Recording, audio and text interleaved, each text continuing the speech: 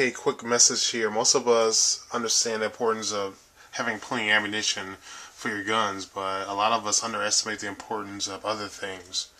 Yeah, I was in a situation where my glasses broke in half, and I took some old frames and I took the wire that comes with your bread, and I used it to tie my lens on to my old frames. And of course, it doesn't look proper, it doesn't look good at all, but it worked for a while.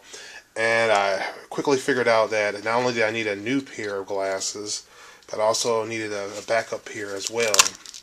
And it's really important that you have some type of backup pair of glasses. It's a good. I like to keep my backup pair in my emergency bag in case something happens, because you definitely, especially for you people who can't really see that well. I can see well enough that it's not really a problem seeing who's really in front of me. It's just an issue of seeing from a distance. I'm myopic, and I want to be able to see from a far distance. So you definitely want to have an extra pair of glasses just in case. And yes, I do listen to some of your suggestions. I didn't get rid of these lighters right here. They're really cheap lighters, but I did get some big lighters as well, and they work pretty well. It's a good suggestion, and I carry them with me at all times.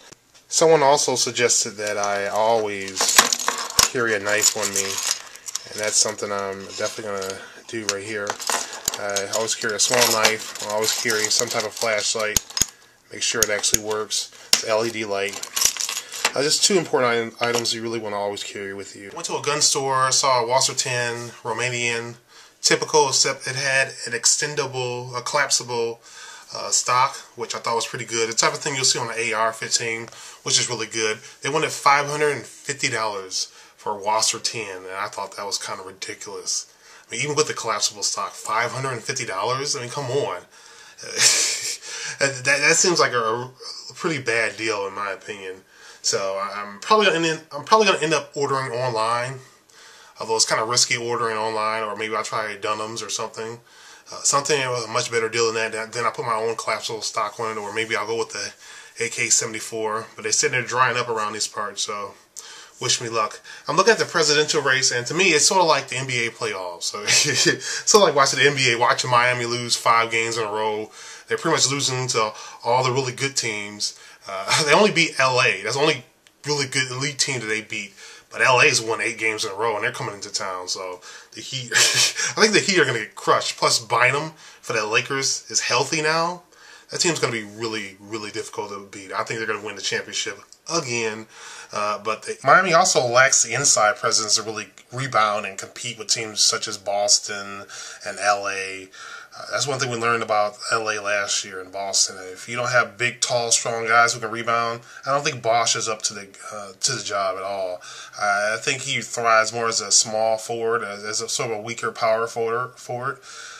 He doesn't strike me as a guy who can really post up and give them the type of points they need and the type of support they need. He's not shooting very efficiently either. So they need to get the ball moving more. The problem is one of their star players will get the ball, he'll start dribbling. It'll be Wade or it'll be LeBron, but they don't have a good flow.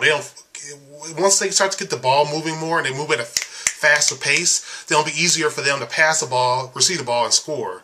And, so they set up some good pick and rolls. But anyway, with the presidential race, I see that Tim Pawlenty from Minnesota has picked up some pretty key Republican advisors. So he picked up some top people from Huckabee's campaign, from Romney's campaign. I really do think that he's somebody that's going to look really appealing to the GOP. So I don't look at these presidential candidates as people who can really save us, because I think the system itself is pretty much insolvent.